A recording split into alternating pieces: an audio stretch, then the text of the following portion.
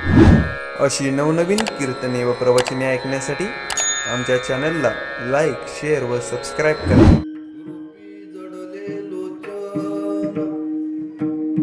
रूपी जडले लोचन पायी स्थिरावले मन देह भाव हरपला तुझ पाहता विठ्ठला कळू नये सुख दुःख तहान हरपली भूक देह भाव हरपला तुझ पाहता विठ्ठला तुका म्हणे नव्हे परती किंवा तुका म्हणे नोहे परती तुझ्या दर्शने मागुती देह भाव हरपला तुझ पाहता विठ्ठला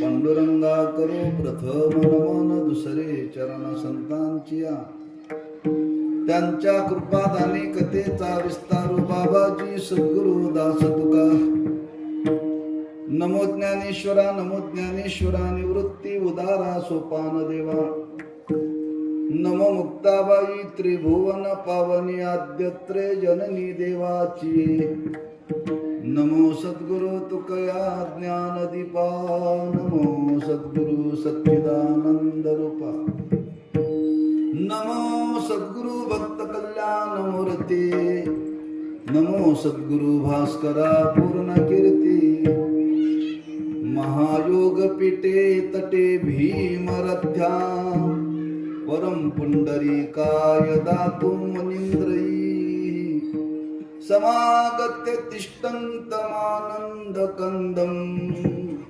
परब्रह्मलिङ्गं भजे पाण्डुरङ्गम् रूपी जडले लोचन पायी स्थिरावले मन देह भाव हरपला तुझ पाहता विठ्ठला शिवेकरता निवडलेला अभंग श्रीमंत जगद्गुरु श्री तुकोबारांचा असून या अभंगातून जगद्गुरु श्री तुकोबाराय भगवत दर्शनाची फलश्रुती सांगतात किंबहुना स्वतःचा स्वानुभव प्रगट करतात. आजच्या सेवेचं प्रवृत्तीनिमित्त पुंडलिक पूजेच्या निमित्ताने आजची कीर्तनाची सेवा आहे. योगायोगाने प्राप्त झालेलं आहे. माझं कीर्तन आज येत आहे मला माहिती नाही बरं का.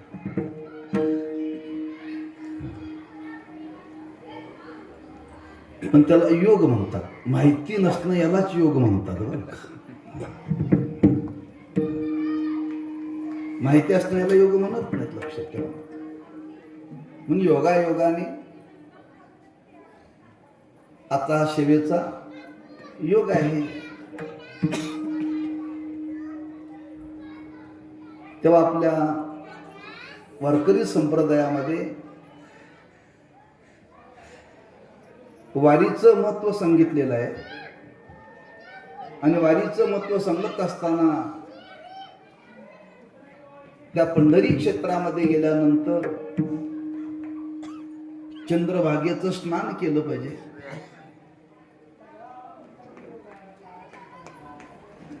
नगर प्रदक्षिणा केली पाहिजे. भगवंताची कथा ऐकली पाहिजे आणि शेवटी भगवंताचं दर्शन घेतलं पाहिजे असा विधी. पंढरपूरला कशा करता जायचं? याच्या करताच जायचं. पंढरपूरला जाण्याचा दुसरा हेतू काही नाही, लक्षात ठेवा. त्या पंढरीचं वर्णन करतानाच वर्णन केलंय. सर्वांचं ते काय आहे? माहेर आहे. आणि माहेराला जे आपण जातो कशा करता जातो? सुखाचा उपभोग घेण्याकरता. सुखाचा उपभोग घेण्याकरता. लौकिक जीवनातलं माहेर आणि पारमार्थिक दृष्टीनं वर्णन केलेलं माहेर, दोन्हीकडे शब्द माहेर असला तरी आनंदाचा फरक आहे बरं का, सुखाचा फरक आहे. फक्त त्यातली एक वाक्यता एवढीच आहे की माहेरला गेल्यानंतर माहेरवासिनी निश्चिंत असते, निश्चिंत असते बरं का. सासरी मात्र चिंताग्रस्त असते. उठलं पाहिजे, लवकर उठलं पाहिजे, डबा केला पाहिजे, कामाला गेलं पाहिजे, वगैरे वगैरे. ह्यातला काहीच विचार माहेरला गेल्यानंतर नसतो बरं का. जेव्हा उठायचं तेव्हा उठा, करायचा संबंधच नाहीये. याचा अर्थ माहेरला जे आपण जातो ते आनंद उपभोगण्याकरता, सुख भोगण्याकरता बरं का. मग माहेरला नेहमी नेहमी जावं का वर्षातून एकदा जावं?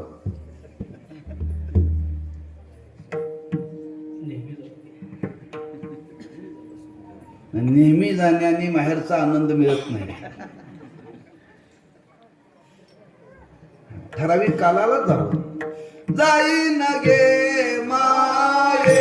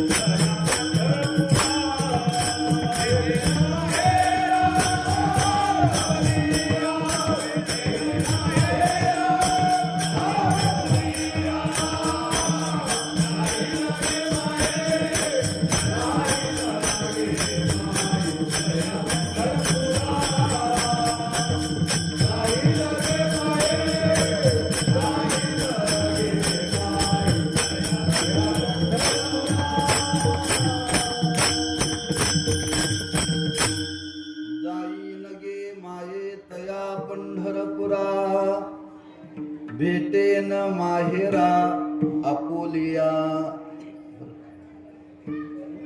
त्या पंढरीला जायचं म्हणजे आपल्या माहेरला जायचं, आणि त्या माहेरला जाण्यामध्ये सुखाचा उपभोग घ्यायचा आहे बरं. सुखाचा उपभोग घ्यायचा आहे.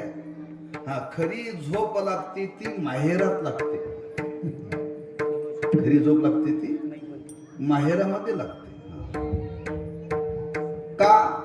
तर त्याचं कारण आहे, सुखाचा आगर असणारा परमात्मा त्या माहेरामध्ये वास करतो. त्या माहेरामध्ये तो वास करतो. मग त्याच्या भेटी करता, त्याच्या दर्शनाकरता पंढरपूरला जायचा हा महत्वाचा पंढरीचा विधी आहे बरं का. मग त्या वारीला गेलं पाहिजे. सांगितलेला विधी आहे सगळा, 4 लक्षात ठेवा.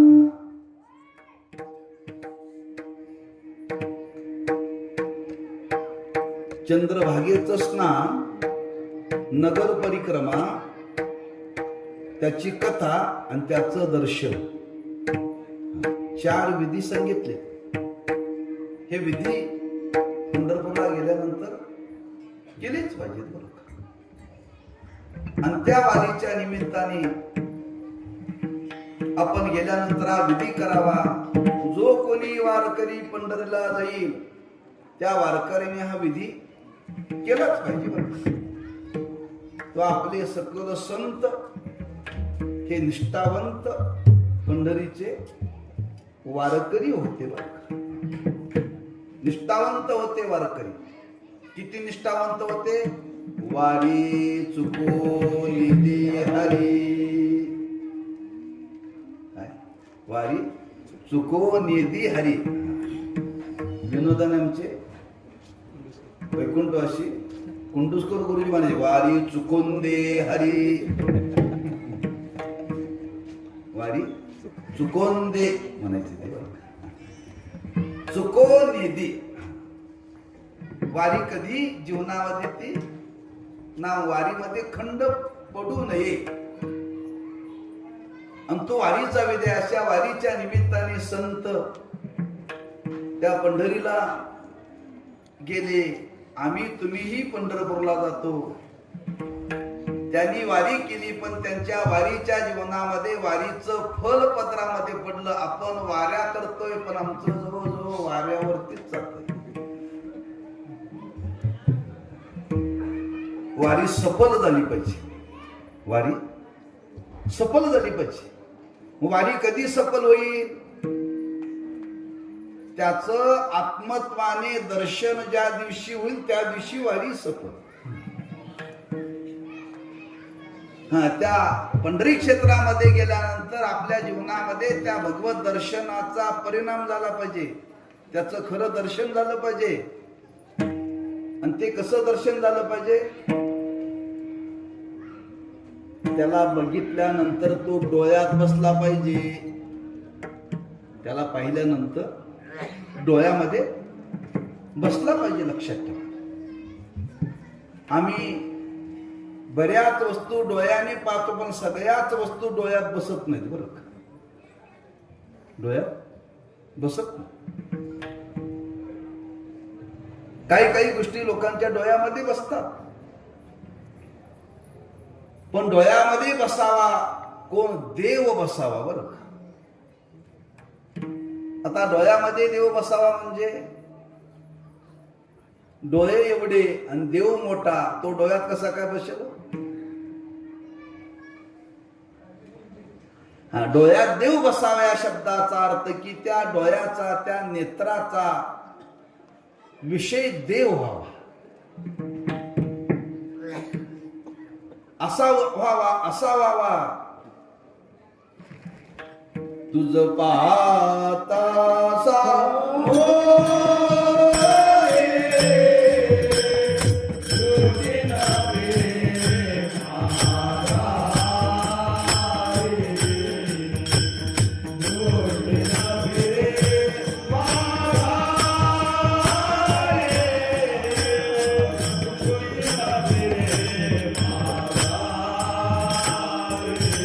तुझ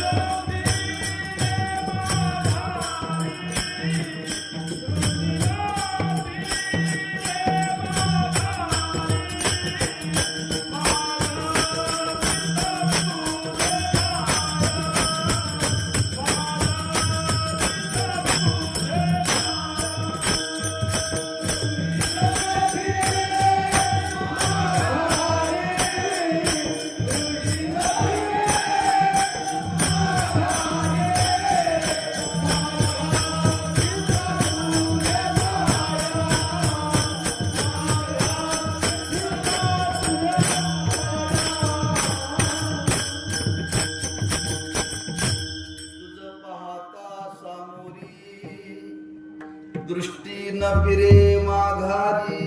त्या भगवंताला डोळ्याने पाहिल्यानंतर त्या पाहण्याचा परिणाम त्या भगवंतापासून दृष्टी दुसरीकडे जाता कामा नये. दृष्टीकडे जाता कामा नये, लक्षात ठेवा. एकदा त्या भगवंताला डोळ्याने पाहिलं की पाहण्याचा परिणाम दृष्टी आता विषयाकडे जाता कामा नये. हे पंढरपूरला गेल्यानंतर पाहायला शिकलं पाहिजे. पाहायला शिकलं पाहिजे. आम्ही जातो पंढरपूरला, भगवंताच्या दर्शनाला जातो. घडतं काय बघा ना. बऱ्याच लोकांचा अनुभव, माणसं बरोबर देवाच्या जवळ जातात, देवाला बघण्याच्या ऐवजी देवाच्या शेजारी जे उभे असतात त्यांच्याकडेच बघतात. ते मला देवाकडे बघूच दिलं नाही. अरे तो देवाला बघायला गेला होता का तिथल्या लोकांना बघायला गेला होता? नाही हो, त्या पोलिसांनी मला ओढून काढलं. तू ओढून काढू दे नाहीतर बुक्क्या मारून काढू दे, त्याच्याकडे बघायचंच नाही. तिथं गेल्यानंतर फक्त त्या देवाकडेच पाहायचं. तो ओढायला लागला तरी असं बघतच राहायचं. असं बघत बघत त्यानं मागं ओढलं तरी चालेल, पण त्यांच्या तोंडाकडे नाही बघायचं. आम्हाला सवय लागल्या लोकांच्या तोंडाकडे पाहायची सवय. बरं, ही पंढरपूरला जाणाऱ्यांची कथा सांगवली, गावात फिरणाऱ्यांची नव्ह. तिथं गेल्यानंतर फक्त त्या भगवंतालाच पाहिजे. त्या भगवंताला पाहिजे म्हणून तुकोबारांनी वर्णन केले. डोळे भरून या पाहेन तुझे मुख, तेची मज सुख देई देवा. त्या भगवंतालाच डोळे भरून पाहावं. इतकं डोळे भरून पाहावं, इतकं डोळे भरून पाहावं. तो डोळ्यात देवच भरला पाहिजे. डोळ्यामध्ये देवच भरला पाहिजे. दुसरं त्या डोळ्यामध्ये काही भरता कामा नये. डोळ्यात काजळ घालतात माहिती, कशा करता घालतात?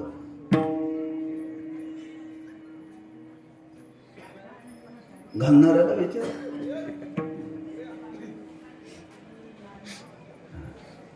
जे सौंदर्याच्या दृष्टीने जे अनेक कारण सांगितली त्याच्यामध्ये काजळ आहे बरं का. पण त्याचा संबंध इथं आता काही नाही आहे. त्या डोळ्यामध्ये काजळ घालण्याने डोळ्याला दृष्टी चांगली येते. बघा, डोळ्यात काजळ घातली की गळ गळ गळ गळ पाणी येते. काय येते? पाणी कधी येतं? पाणी घळघळ आले की त्या डोळ्यात काय कचरा असेल तर तो पाण्या वाटे निघून जातो. बरं का, पाण्या वाटे निघून जातो. अवकाळी जर पाऊस पडला घरावरती, तर घरावरती असलेली सगळी घाण निघून जाते. बरं का, घाण निघून, पहिल्या पावसात सगळी घाण निघून जाते. जसं डोळ्यामध्ये काजळ घालण्याने डोळ्यातले काही दोष, काही कचरा निघून जातो बरं का.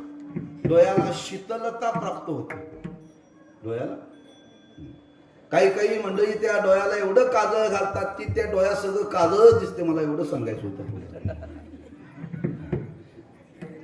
एवढं काजळ घालावं लागत नाही. मग त्या लहान मुलाला एवढं काजळ घालतात, ते असं हात घालतात, असं घातलं सगळं तोंडच काळं होतं बरं का त्याचं. डोळ्यामध्ये ती भरेल एवढंच, अति ते घालू नये बरं का. तसं त्या भगवंताला पाहिल्यानंतर तो डोळे भरून तो डोळ्यामध्येच राहिला पाहिजे. आणि तो डोळ्यामध्ये असा राहिला पाहिजे, असा राहिला पाहिजे. कसा? रूपी जगले कसा राहिला पाहिजे? तुका म्हणे डोळा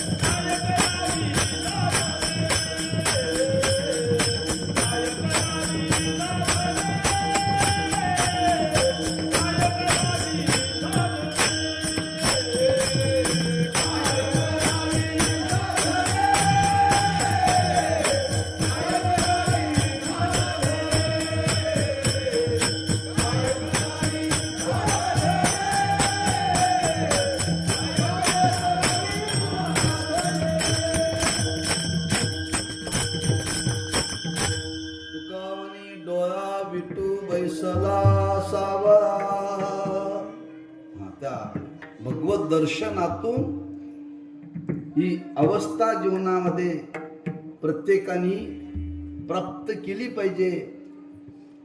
तुकोबारानं कोणी विचारलं, महाराज ही प्रत्येकाने अवस्था प्राप्त केली पाहिजे, तुम्हाला कायचा अनुभव आहे? तुम्हाला कायचा अनुभव आहे का फक्त तुम्ही लोकाला सांगितलं? महाराज म्हणतात लोकाला सांगण्याच्या आधी आम्ही त्याला पाहिलं. लोकाला कधी सांगितलं? आम्हाला अनुभव आल्यानंतर आम्ही सांगितलं, पहावा विठ्ठल, पहावा विठ्ठल. मग तुम्ही त्याला पाहिलं का? हो पाहिलं. कोणाला पाहिलं?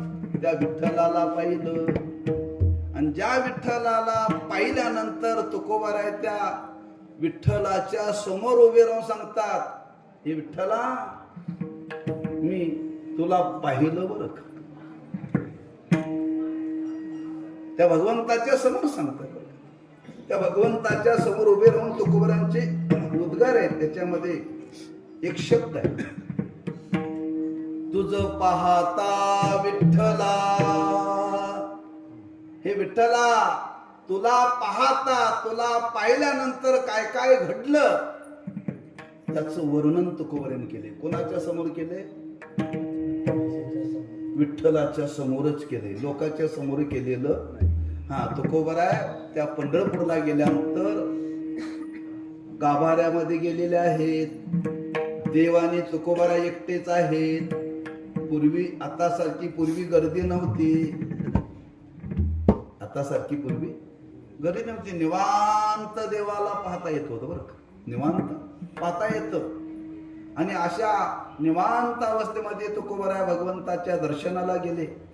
आणि भगवंताच्या दर्शनाला गेल्यानंतर त्या विठ्ठलाला त्यांनी पाहिलं. आणि पाहिल्यानंतर काय घडलं, काय घडलं त्याचे अनेक भाव या अभंगातून महाराजांनी प्रगट केलेले. तुझ पाहता विठ्ठला रूपे जडले लोचन. तुझ पाहता विठ्ठला पायी स्थिरावले मन. तुझ पाहता विठ्ठला देहभाव हरपला. तुझ पाहता विठ्ठला कळो नये सुख दुःख. तुझ पाहता विठ्ठला तहान हरपले भूक. तुझ पाहता विठ्ठला नवे परती. देवाला सांगतायत बर का, देवाच्या समोर सांगतायत. देवाच्या समोर सांगतायत त्याचा अर्थ तुकोबांना सांगायचा, देवा तुझ्या दर्शनातून मला ही प्राप्त झालेली अवस्था आहे. तुझ्या दर्शनातून ही मला प्राप्त झालेली अवस्था आहे. हा, तुला ह्या डोळ्याने आम्ही विठ्ठला पाहिलं. आणि तुला पाहिल्यानंतर काय घडलं त्यातला पहिला भाव महाराज अभंगाच्या पहिल्या चरणामध्ये प्रकट करतात. रूपी जडले लोचन.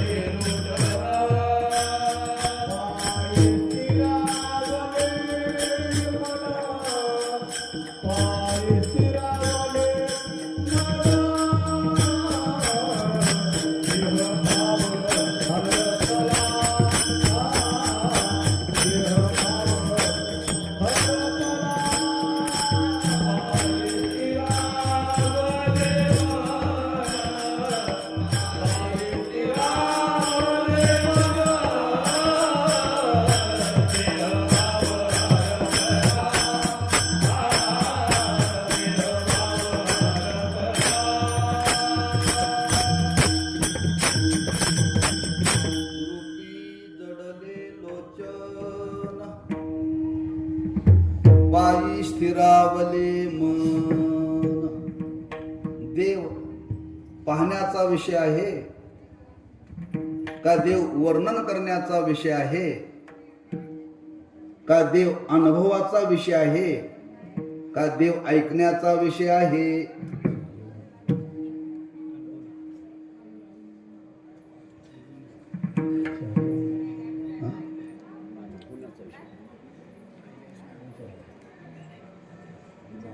आपल्याला देवानी डोळे दिलेत.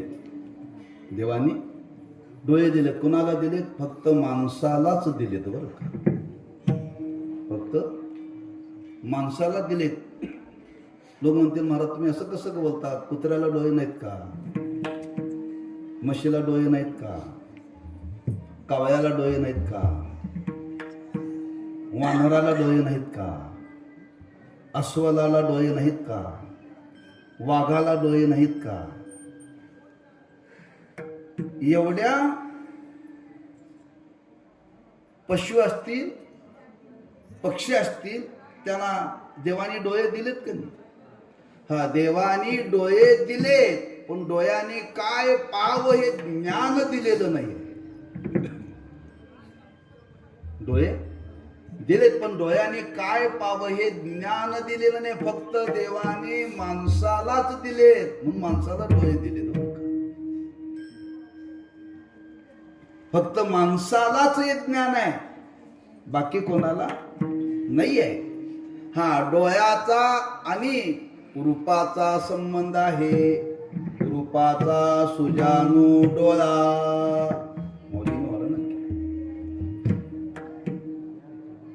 रूपाचा सुजाणू डोळा. जे देवाने आपल्याला डोळे दिले ते रूप पाहण्याकरता दिले. कशा करता दिले? रूप पाहण्याकरता दिले. पण आपण या डोळ्याने रूप पाहतो का? रूपही पाहतो.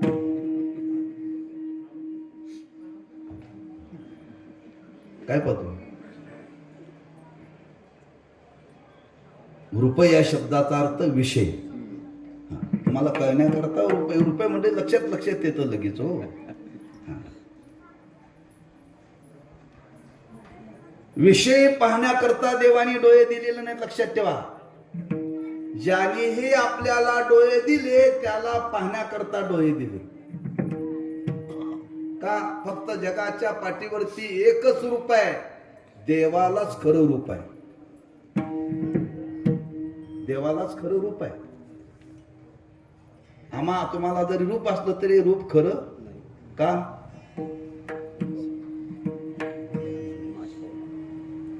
का खरं नाही?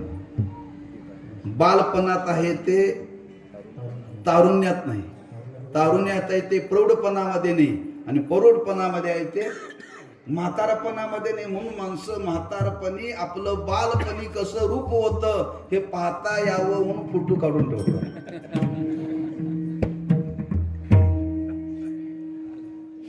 पाहता यावं म्हणून. अवस्था बदलल्यानंतर आपल्या रूपात बदल आहे. अवस्था बदलल्यानंतर बालपण, तारुण्यपण, म्हातारपण, अवस्था बदलली की रूपात बदल आहे. लक्षात ठेवा, देवाच्या ठिकाणी रूपात बदल नाहीये. देवाच्या ठिकाणी रूपामध्ये बदल नाही. लक्षात ठेवा, जसं जे रूप प्रकट झालं ते तसंच आहे. त्याच्यामध्ये कधीही बदल नाहीये, कधी बदल नाही. लक्षात ठेवा, असं जे देवाचं रूप आहे तेच रूप ह्या डोळ्याने पाहावं. डोळ्याने पाहावं. कधी कधी पाहावं का? रोज पाहावं. रोज पाहावं. उठून या पहाटे विठ्ठल पहा उभा विटे, चरण तयाचे गोमटे अमृत दृष्टी अवलोका. रोज देवाला पाहावं. रोज देवाला पाहावं. रोज पाहावं बरं का. रोज पाहण्याचे संस्कार जर डोळ्याला आपण निर्माण केले तर कधीतरी आयुष्यामध्ये एकदा त्याचं खरं दर्शन घडेल बरं का. जडणे शब्द आहे. रूपे जडले, एकाएकी जडत नाहीत. एकाएकी डोळे जडत नाहीत. लक्षात ठेवा, त्या डोळ्यावरती त्या रूपाचे संस्कार व्हावे लागतात. रूपाचे संस्कार व्हावे लागतात. रूपे पाहून पाहून पाहून पाहून जडत तो आपलं. तुम्ही एकदम लहान मुलाला रुपयाची नोट आता राहिली नाही. रुपयाची नोट राहिली नाही. आता 10 रुपयाची नोट आहे बरं का. त्याला द्या, ते हातात घेतंय आणि असं गुंडाळतंय बरं का. लहान ते हातात द्या का? त्याला संस्कारच नाहीत. त्याला रुपये म्हणतात. ते रुपये म्हणतात ते, त्याला संस्कारच नाहीत बरं का. मग ती घरातली माणसं काय करतात? पुन्हा पुन्हा पुन्हा पुन्हा त्याच्या हातात देतात बरं का. मग एकदा त्याच्या हाताला सवय लागली, एकदा सवय लागली की बरोबर घेतोय आणि बरोबर खिशात घालतोय. किस्सा नसतो त्याला ते. मग आता त्याच्यावर रुपये यायला लागले ते म्हणते खाऊ खाऊ खवनांचाला म्हणते ते. त्याला म्हणता येत नाही बरं. संस्कार जोपर्यंत होत नाही तोपर्यंत त्या रुपयाची त्या मुलाला किंमत नाहीये. पण पुन्हा पुन्हा पुन्हा पुन्हा पाहून त्या रुपयाची किंमत त्याला कळते. जर विषयाच्या बाबतीत तर त्या रूपाला पाहून पाहून पाहून जर संस्कार झाल्यानंतर किंमत कळते, तर देवाचं रूप एकाएकी पाहून ही आपल्या जीवनामध्ये अवस्था प्राप्त होईल का? त्याला पुन्हा पुन्हा पाहिलं पाहिजे, पुन्हा पुन्हा पाहिलं पाहिजे. म्हणून तर तुकोबाराय सांगतायत. कोणाला सांगतायत? कोणाला सांगताय? तू जगाला नाही. डोळे तुम्ही घ्या रे सुख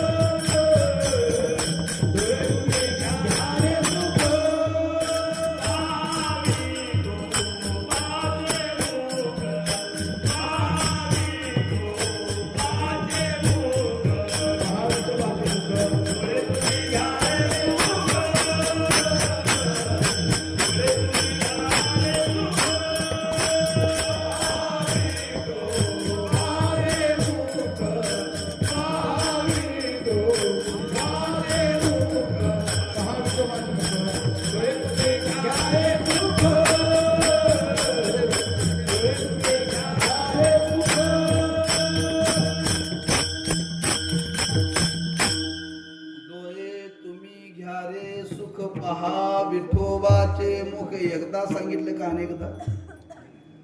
अनेकदा पुन्हा पुन्हा पुन्हा पुन्हा पुन्हा पुन्हा तुकोबाराय आपल्या डोळ्याला सांगतात त्या विठोबाचं मुख पहा, मुख पहा.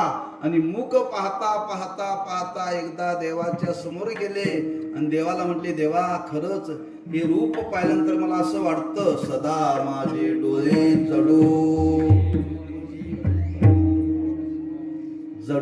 तुझी मूर्ती. देवा मी हे तुझं रूप पाहतोय, पण हे या रूपाच्या ठिकाणी माझी ही कुरूप वृत्ती बरं जडली पाहिजे, देवा जडली पाहिजे. असं देवाच्या जवळ तुकोबार आपल्या अंतःकरणातला भाव प्रकट करतात. आणि तो भाव प्रकट करता करता करता त्या भावनेतून तुकोबारांच्या जीवनामध्ये ती अवस्था प्राप्त झाली. रूपे जडले लोचन, तिथं जडो म्हणतात आणि इथं जडले म्हणतात. जडण्याकरता पुन्हा पुन्हा पाहावं लागतं, पुन्हा पुन्हा पाहावं लागतं. पूर्वी मुली पाहण्याकरता जात असत. मग ती मुली पाहण्याकरता गेल्यानंतर त्या मुलाला विचारतात, पसंत आहे काय? ते म्हणतात अनेकदा पाहायला पाहिजे म्हणतात. एकदा पाहिली पण नीट काय पाहिली नाही, आणखी एकदा पाहिली पाहिजे म्हणतात. पाहिल्यानंतर आणखी सांगतात त्याच्या बहिणीला पाहिजे आहे, त्याच्या मामाला पाहिजे आहे, असं वगैरे वगैरे. बरं का? म्हणजे या शब्दाचा अर्थ काय?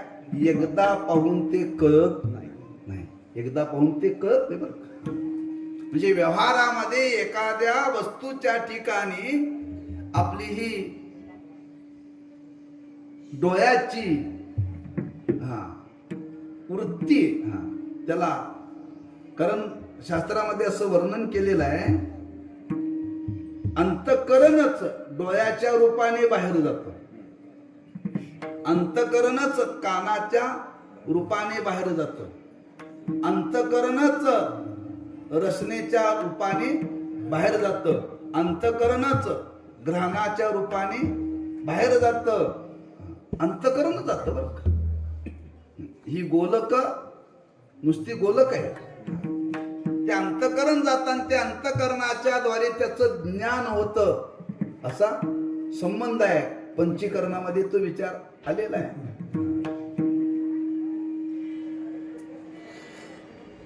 तेव्हा पुन्हा पुन्हा तो व्यवहार घडावा लागतो. एकदा व्यवहार घडून हे घडत नाही. आणि तुकोबरांच्या जीवनामध्ये त्या दर्शनाचीही लागली ओढ, आणि त्या दर्शनातून दर्शन करता करता करता महाराजांच्या जीवनामध्ये एक दिवशी अवस्था प्राप्त झाली की हे रूप त्यांच्या डोळ्याच्या ठिकाणी जडलेलं आहे. रूपी जडले लोचन. आता त्या रूपाच्या ठिकाणीच डोळे जडले, या शब्दाचा अर्थ आता त्या रूपाचा विषय आता देव झाला. देव झाला. एकदा ज्याचा विषय झाला की तो पुन्हा बदलत नाही. बरं का? पुन्हा बदलत नाहीये. व्यवहारामध्ये बदलतो, व्यवहारामध्ये बदलतो. सकाळचं वेगळं, दुपारचं वेगळं, संध्याकाळचं वेगळं. पण भगवंताच्या दर्शनाच्या बाबतीत मात्र असं वर्णन केलं आहे, एकदा जर त्या डोळ्याने त्या भगवंताला पाहिलं तर पाहण्याने पुन्हा डोळे दुसऱ्या रूपाकडे जात नाहीत, जात नाहीत. बरं का? आणि ही अवस्था तुकोबारा म्हणतात आमच्या जीवनामध्ये प्राप्त झाली. त्या भगवंताला आम्ही या डोळ्याने पाहिलं, आणि डोळ्याने पाहिल्यानंतर महाराज म्हणतात आता त्या रूपाच्या ठिकाणी आमचे डोळे जडले. रूपी जडले लोचन. हे विठ्ठला, तुझ्या रूपाला पाहिल्यानंतर आमचे डोळे आता जडले तुझ्या रूपाला. बरोबर? आता तुझ्या रूपासही व्यतिरिक्त आमचे डोळे आता पाहण्याकरता कोणालाही प्रवृत्त होणार नाहीत. पण एक शंका आहे, पूर्वपक्ष आहे की रूपानेच, डोळ्यानेच रूप पाहिलं जातं, डोळ्यानेच रूप पाहिलं जातं. आम्ही सुद्धा पुन्हा पुन्हा पाहतोय की नाही. लोक म्हणतात महाराज आमच्या जवळजवळ एक वारकरी बोलला मागच्या महिन्यामध्ये, तो चैत्रवारीला आल्यानंतर म्हणजे मला तुम्हाला भेटायचं आहे. मला का? माझ्या 25 वाऱ्या झाल्या माळ घेऊन. किती झाल्या? त्या निमित्ताने कीर्तन करायचं आहे. किती वाऱ्या झाल्या?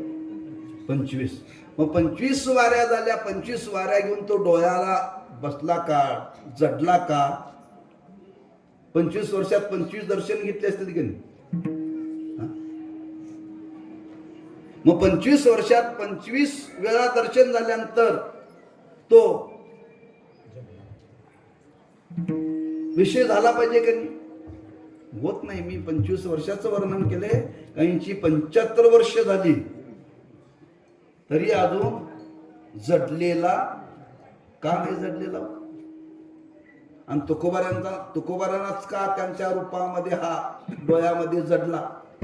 आम्ही डोळ्यानेच पाहतो आणि तुकोबारे सुद्धा डोळ्यानेच पाहतात का? डोळ्यात काय फरक आहे? सर्वांचे डोळे सारखेच आहेत, सर्वांचे डोळे सारखेच आहेत, पण पाहण्याची दृष्टी भिन्न आहे. पाहण्याची दृष्टी भिन्न आहे, लक्षात ठेवा. हा, सगळे एकाच दृष्टीने एका देवाकडे पाहत नाहीत. हा, प्रत्येकाचा पाहण्याचा वेगळा भाव आहे. मी मागं सांगितलं होतं, कळण्याकरता सांगतो. माणसं कीर्तनाला येतात, आलेली ही बरं का इथली, पण प्रत्येकाचा कीर्तनाला येण्याचा भाव वेगळा असतो. कीर्तनाला येण्याचा भाव, सगळी कीर्तनालाच आलेले आहेत. हा, कोणाचं लक्ष असतं स्वराकडे, कोणाचं लक्ष असतं स्वराकडे, कोणाचं लक्ष असतं चालीकडे, चाली कशा होतात, कोणाचं लक्ष असतं विषय प्रतिपादन कसा चाललेला आहे, कोणाचं लक्ष असतं वेळेत होतं का, काहींचं लक्ष असतं बुवाने धोतर बारीक काटाचं नेसले का मोठ्या काटाचं, बुवाचा रंग कसा आहे, बुवाने फेटा चांगला बांधलाय का, कसा बांधलाय. प्रत्येकाची बघण्याची दृष्टी भिन्न भिन्न आहे, लक्षात ठेवा. हा, सगळेच सारखे बघत नाहीत कीर्तनाला आलेले, आलेले बघत नाही. काय म्हणतात महाराज, कीर्तन फार चांगलं झालं का? तुम्ही वेळेत सोडलं बरं का, वेळेत सोडलं का? त्याचं वेळेच्या दृष्टीने महत्व असतं त्याच्यावर. म्हणजे एकाच कीर्तनाला आलेली माणसं बघण्याचा दृष्टिकोन भिन्न आहे का नाही? मग देवाच्या दर्शनाला जाणाऱ्याची प्रत्येकाची देवाकडे पाहण्याची दृष्टी भिन्न आहे का नाही?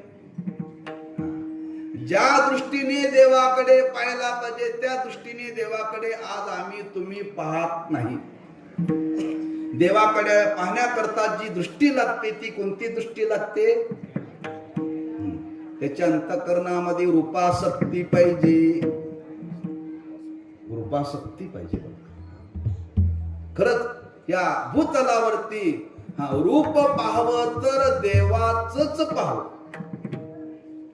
रूप पाहावं तर देवाचंच पाहावं. हा, देवाच्या व्यतिरिक्त रूप पाहण्यासारखं कुणाचंच नाही, लक्षात ठेवा, कुणाचंच नाही. त्या रूपाचं वर्णन केले ज्ञानोबारायांनी. कसं आहे रूप भगवंताचं?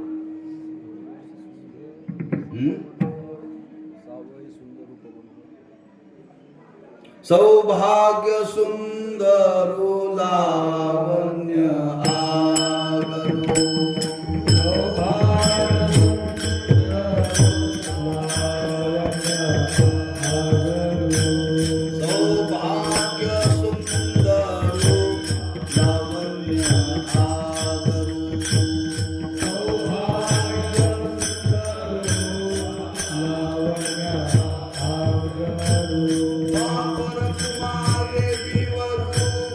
श्री विठ्ठल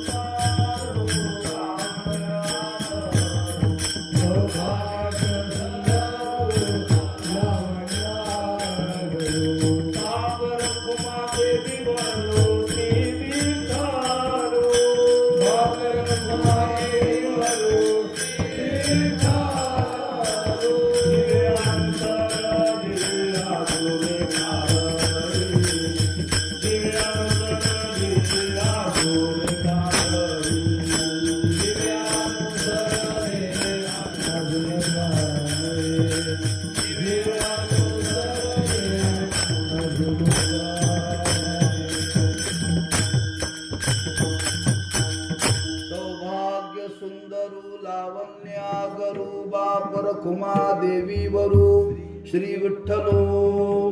परमात्मा सर्व अंगाने सुंदर आहे, सर्व अंगाने सुंदर आहे. व्यंग कुठं नाहीये, अव्यंग आहे.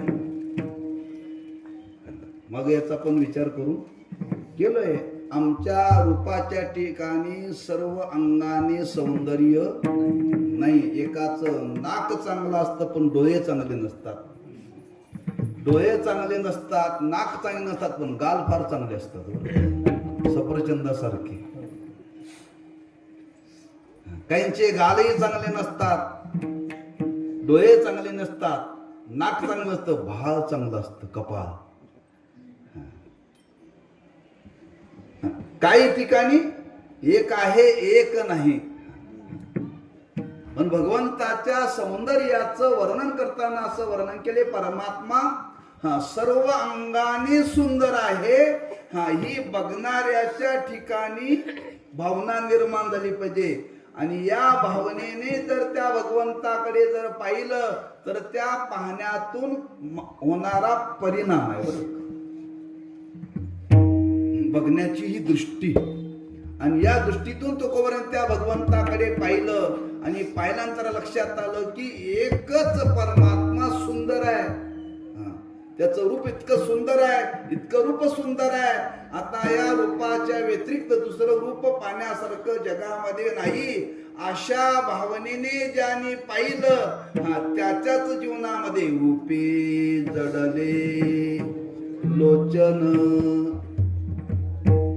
एकदा त्या रूपाविषयी असा निश्चय झाला, तो निश्चय न बदलणार आहे बरं, निश्चय न बदलणार आहे. एकदा ज्यांनी देवाचं रूप पाहिलं ती माणसं पुन्हा दुसऱ्याचं रूप पाहत नाही. का पाहतात? नाही पाहत. तुकोबाराने वर्णन केलं. तुकोबारा म्हणतात आम्ही भगवंताचं रूप पाहिल्यामुळे इतरांची रूप कशी आहे? रिसाची या परी.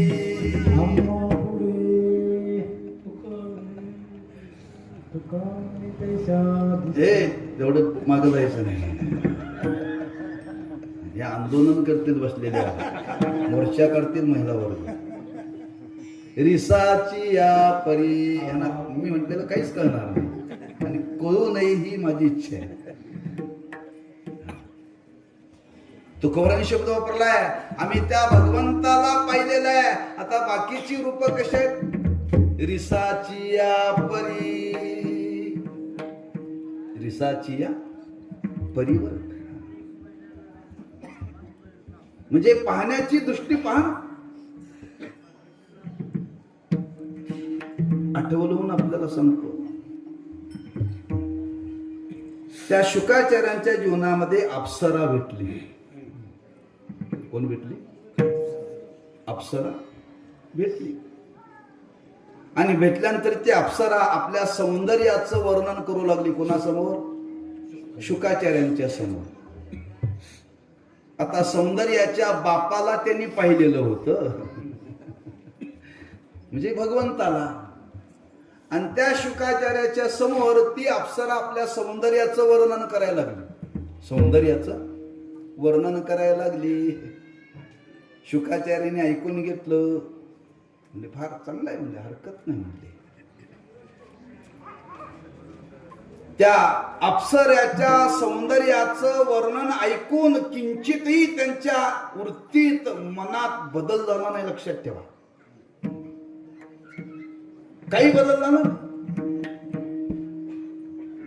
ते बोलले, शुकाचार्य बघ, खरंच तुझं हे सौंदर्य सांगायला लागलीस ना, मी आईच्या गर्भामध्ये पोटामध्ये 12 वर्ष राहिलो. मी तुझ्या पोटामध्ये 24 वर्ष राहिला असतो. 24 वर्ष राहिला असतो, पण तिच्या सौंदर्याचा महाराजांच्या शुकाचार्यांच्या मनावरती काहीही परिणाम झाला नाही. अशी ज्याची बघण्याची दृष्टी आहे त्याच्याच जीवनामध्ये अवस्था प्राप्त होते. रूपी जडले लोचन. आमच्या जीवनामध्ये देव आतापर्यंत जडलेला नाही, पण जडावी अशी इच्छा आहे. पुन्हा पुन्हा पंढरपूरला कशा करता जायचं? याच्या करता जायचं, लक्षात ठेवा, याच्या करता जायचं आहे. एकदा तो डोळ्यामध्ये बसला, एकदा तो डोळ्याचा विषय झाला ना, परिणाम काय होतो? त्या परिणामाला महाराजांनी अनेक वेगळेपणातून भाव प्रगट केलेला आहे. एकदा तो परमात्मा रूपाचा नाम डोळ्याचा विषय झाला, एकदा डोळ्याचा विषय झाला म्हणजे वृत्ती स्थिरावली. वृत्ती स्थिरावली. कुठं स्थिरावते वृत्ती? हीच अंतःकरणाची वृत्ती कुठं स्थिरावते? कुठं तर ती स्थिरावत नाही, लक्षात ठेवा. आमची स्थिर झाल्यासारखी वाटते, स्थिर झाल्यासारखी वाटते, पण ती स्थिर होत नाही. पण भगवंताच्या दर्शनामध्ये ती स्थिरावते. पायी स्थिरावले मन. पायी स्थिरावले मन. एकदा जर त्या भगवंताला डोळ्याने पाहिलं ना, अंतःकरणाची वृत्ती मग तिथं तुम्ही मन घ्या, चित्त घ्या, बुद्धी घ्या, काही घ्या, काय फरक पडत नाही. काही फरक पडत नाही बरं का. एकदा डोळ्याने पाहिलं, एकदा तो निश्चय झाला की आता ती वृत्ती त्या भगवंताच्या ठिकाणी स्थिरावते, बाकी ठिकाणी आता ती जायला प्रवृत्त. म्हणून शब्द वापरा, पायी स्थिरावले मन, देखिले तुमचे चरण, निवांत राहिले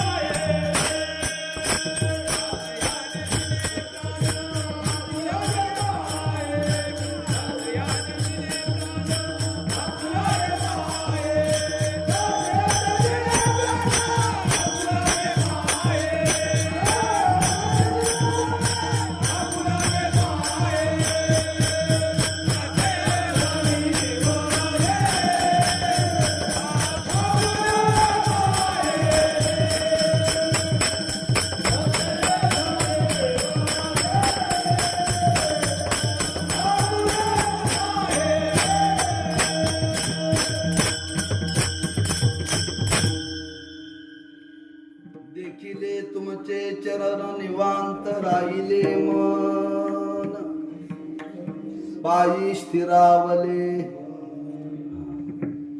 आता त्याला पाहणं या शब्दाचा अर्थ आहे दोन भाव थोडक्यामध्ये सांगतो आणि पुढं सरकतो.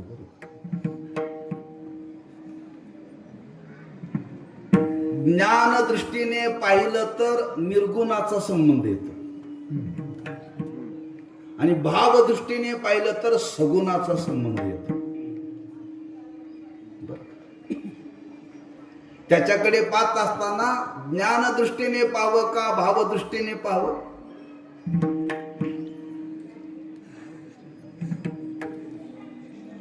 ज्ञान दृष्टीने पाहिलं तर निर्गुणाचा संबंध येतो आणि भाव दृष्टीने पाहिलं तर सगुणाचा संबंध येतो.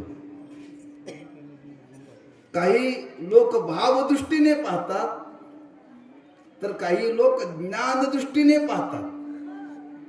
ज्ञान दृष्टीने पाहतात पण संतांनी त्याच्याकडे जे पाहणं केलं ते भाव दृष्टीने पाहणं केलं का ज्ञान दृष्टीने पाहणं केलं?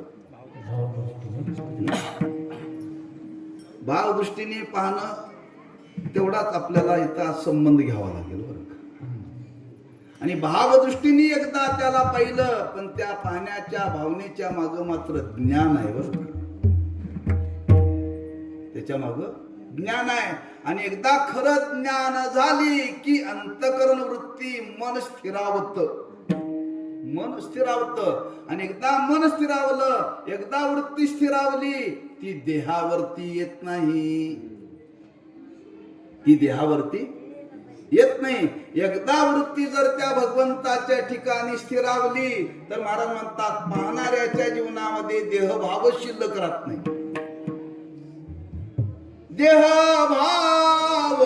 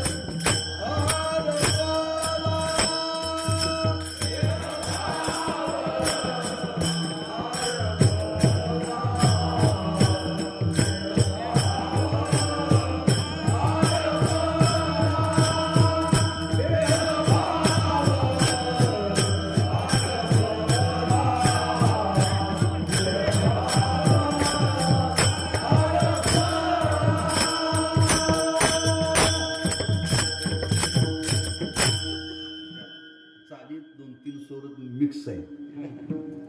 काय 2-3 स्वर मिक्स आहे तेव्हा ते त्याचा अंदाजच येत नाही बरं का. अंदाज येत नाही. ती माझ्या तोंडात अशी चाल बसल्या. आमच्या श्याम महाराजांना सुद्धा ही चाल म्हणता येत नाही बरं. मी म्हणतो अशी. ते म्हणतात अशी चाल नाही आहे. अशी चाल नाही मला माहिती आहे पण माझ्या तोंडात अशी बसली. पण ऐकताना फार गोड लागते बरं हा. पण म्हणता येत नाही हा. चांगल्या चांगल्या गायकाला सुद्धा म्हणता येत नाही का 2-3 स्वर मिक्स आहेत त्याच्यामध्ये हा. कळतच नाही तुझं पाहता रूपी दडले लोचन पायी स्थिरावली मन देह भाव हरपला. ऐकण्यामध्ये सुद्धा देहभाव हरवतो, वर्णन करण्यामध्ये सुद्धा देहभाव हरवतो. पण वर्णन करण्यापेक्षा ऐकण्यापेक्षा पाहण्यामध्ये हरपलेला देहभाव पुन्हा जाग्यावर येत नाही बरं का, पुन्हा जाग्यावर येत नाही. आता आम्ही कीर्तन ऐकता ऐकता काही लोक देहभाव हरपतात, पण कीर्तन झालं पुन्हा जाग्यावर येतात, पुन्हा जाग्यावर येतात. पंढरीच्या वारीला जाताना माणसं देहभाव हरवतात. प्रस्थान ज्या दिवशी होतं त्या दिवशी हरवला की पंढरपूरला येऊपर्यंत ती जाग्यावर नसतात. पंढरपूरला गेल्यानंतर गावची लोक भेटली की मात्र जागेवर जातात. याला हरपलं म्हणत नाही बरं.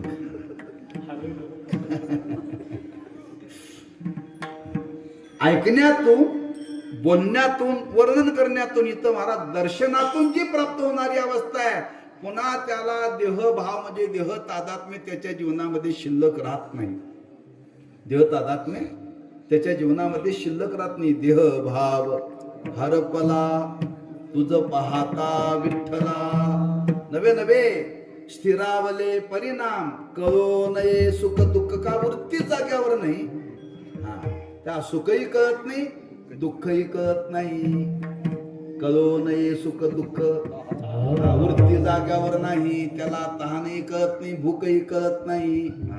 आता वृत्ती शिल्लक राहिली नाही. वृत्ती भगवंताच्या ठिकाणी तद्रूप झाली, तद्रूप झालेली ती पुन्हा जन्म मरणाच्या दुःखाला प्रवृत्त होऊ शकत नाही. त्याच्या जीवनामध्ये पुन्हा जन्म मरणाचं दुःख शिल्लक राहत नाही. नव्हे परती तुझ्या दर्शनी मागुती देहभाव हरपला तुझ पाहता विठ्ठला विठोबा रघुमा.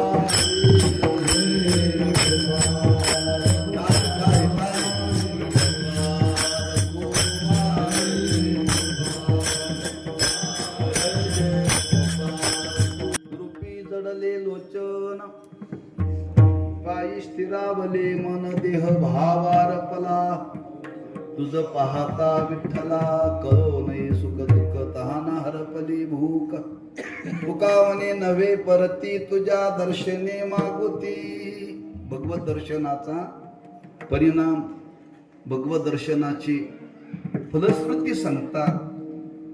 एक विलक्षणता आहे बरं का जीवनामध्ये. देह राहतो, देह राहतो, पण देहाविषयी तादात्म्य राहत नाही.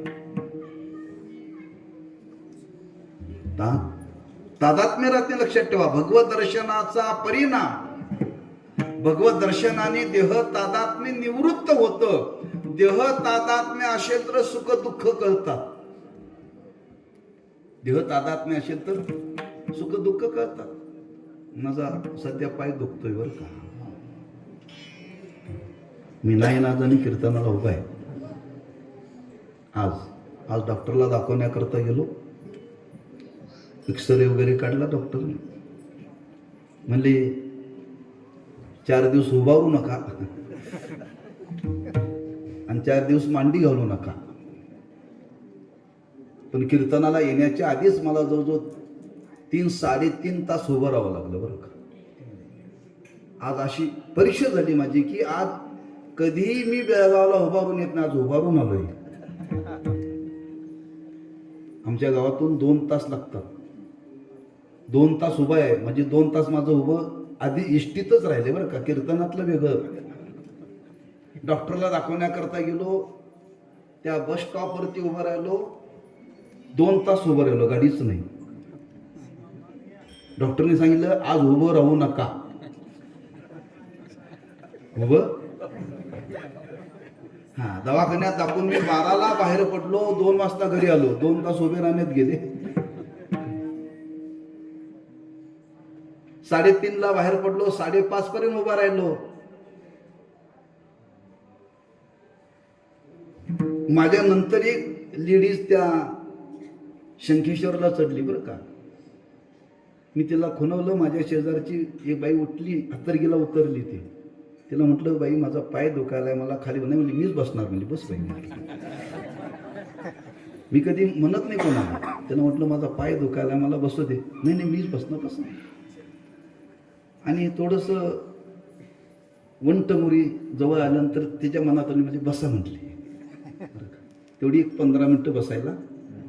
आणि कशा करता सांगवलंय, माझं लक्ष या सगळं पायाकडे आहे, देहावरती आहे. मी हा देहावरती असेल तर पायाचं दुखणं, पोटाचं दुखणं, डोळ्याचं दुखणं, डोक्याचं दुखणं देहावर असेल तर त्याची जाणीव होते.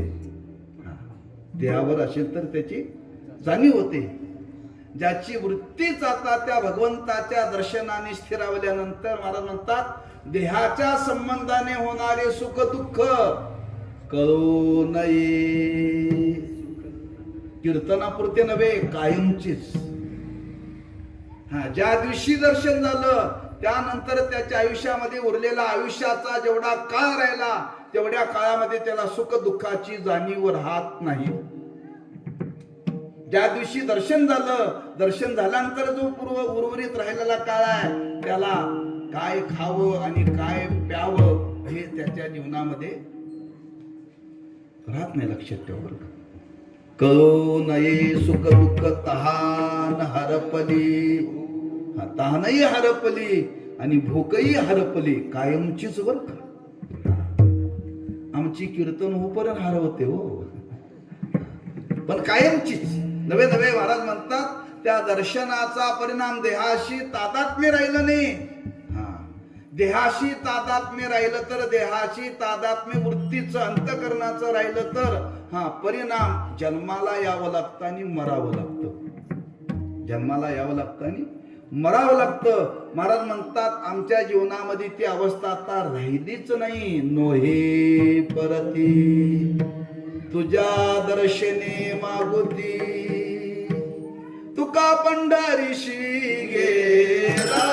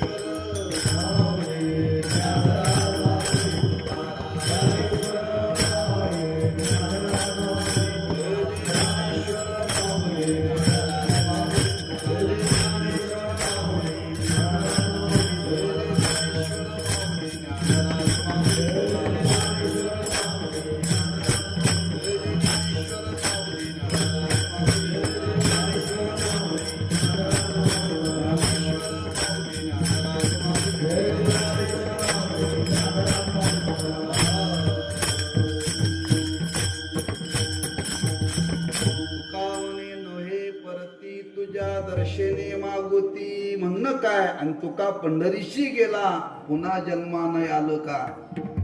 एकच अर्थ आहे बरं. हा, पुन्हा जन्म मरणाचं दुःख शिल्लक राहत नाही. हे सकल दुःख त्या भगवंताच्या दर्शनाने निवृत्त होतं आणि ती अवस्था देवा तुझ्या दर्शनाने आम्हाला प्राप्त झाली. तर तुकोबारांना भगवंताच्या दर्शनाने ही अवस्था जर प्राप्त झाली तर आपल्याला सुद्धा ही प्राप्त करता येते. मग ती प्राप्त करण्याकरता काय करावं लागेल? त्या भगवंताचं पुन्हा पुन्हा दर्शन आपल्याला घ्यावं लागेल आणि ती वृत्तीवरती आमच्या मनावरती ते संस्कार व्हावेत. मनावरती ते संस्कार व्हावेत आणि एकदा जर ते वृत्तीवरती मनावरती एकदा संस्कार झाले संस्कार, तर त्या संस्काराचा परिणाम हा आमची ही नेत्रवृत्ती त्या भगवंताच्या रूपाच्या ठिकाणी जडेलच. जमलं तर जमलं बघा असं नाही बरं. निश्चित आपल्याला ही अवस्था प्राप्त होईल आणि ती अवस्था प्राप्त होण्याकरता म्हणून त्या भगवंताची ही एक पंढरीची वारी ही साधना आहे. आणि ती साधना म्हणून भावनेनं सद्भावनेनं अनन्य भावाने आपण ती साधना करत राहावं. आणि ती साधना करता करता कधीतरी आपल्या जीवनामध्ये असा योग येईल आणि तो यावा हीच त्या भगवंताच्या चरणी प्रार्थना करून आपण सेवेला पूर्णविराम देऊ. रूपी जडले लोचन पायी स्थिरावले मन, देह भाव हरपला तुझ पाहता विठ्ठला, कलो नये सुख दुःख तहान हरपले भूक, तुका मनी नवे परती तुझ्या दर्शने मागोती, देह भाव हरपला तुझ पाहता विठ्ठला. झालेली सेवा त्या भगवंताच्या चरणी समर्पित करू आणि ही अवस्था प्राप्त हो. कारण अशाही अवस्थेमध्ये घरातले मुले तुम्ही जाणारच आता बेळगावला. तुमच्या तर कार्यक्रम पत्रिकेमध्ये आज कीर्तन ठरलेलं नव्हतं. आज कीर्तन ठरलं नसताना तुम्ही आज कीर्तन घेतलं कसं म्हणले घेतलंय पण जावं लागेल. जर आलो नसतो तर पायाकडेच बघत बसलो असतो.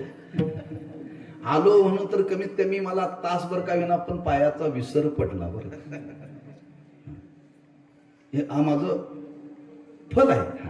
मी जर आलो नसतं तर याचं चिंतन करत घरात बसलो असतो. पाय दुखायलाय काय होईल, पाय दुखायलाय काय होईल, हेच केलं असतं. पण त्या भगवंताचं वर्णन करण्याने कमीत कमी 1 तासाचा का विना पण देहभाव हरपला. असा 1 तासाचा करत करत 1 वर्षाचा व्हावा.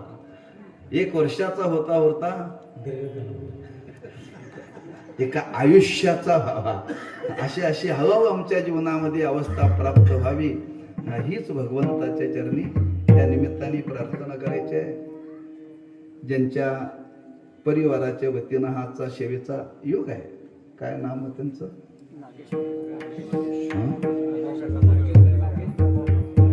एकट्याने सांगा. नागेश बेळगावकर. यांच्या घरी हा तसा पूर्वनियोजित कीर्तन मला वाटतं निवृत्ती महाराजांचं होतं वाटतं. पण ते एक व्यवहारात म्हणे ना, दाने दाने पर लिखा हुआ है खाने वाले का नाम. बरीच त्यांच्या नावानं कीर्तन आहेत पण ती माझ्याच नावावरती बर. काय ऋणानुबंध काय मला माहिती नाही. असंच होत चाललंय बरं का. असो त्या परिवाराच्या निमित्ताने आता हा पुंडलिक पूजेच्या निमित्ताने त्यांनी ठेवलेला अतिशय उत्साहाने अतिशय आनंदाने त्यांनी या कार्यक्रमाचं नियोजन केलेलं आहे. तेव्हा पंढरीश परमात्म्याकडे एवढंच मागायचं अशी त्यांच्या जीवनामध्ये ही सेवा ही पंढरीची वारी अखंड घडो हीच त्या भगवंताकडे प्रार्थना करू. आपण थांबूया. पायाच्या प्रसादे काही बोलिलो विनोदे मद क्षमा करणे संती तवे अंगभूत युक्ती मोहे या उपदेश तुमचे बडबडिलो शेष तुमच्या कृपेचे पोसणे जन्मोजन्मी तुका म्हणे तुका